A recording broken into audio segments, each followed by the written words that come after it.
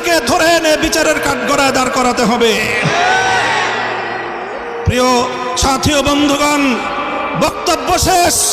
ইনশাআল্লাহ বিগত দিনে যেভাবে আমরা রক্ত দিয়েছি পিলখানায়, যেভাবে আমরা রক্ত দিয়েছি শাপলা চত্বরে, যেভাবে আমরা রক্ত দিয়েছি মোদি বিরোধী আন্দোলনে হাটহাজারীতে, যেভাবে রক্ত দিয়েছি আমরা মোদি বিরোধী আন্দোলনে ব্রাহ্মণবাড়িয়ায়, ঠিক আগামী দিনে দেশের স্বাধীনতা রক্ষার জন্য, ইসলামের হেফাজতের জন্য যদি আবার রক্ত দেওয়ার প্রয়োজন হয়, স্বাধীনতার ঝান্ডা নিয়ে রক্ত দেওয়ার জন্য প্রস্তুত থাকবে কারা?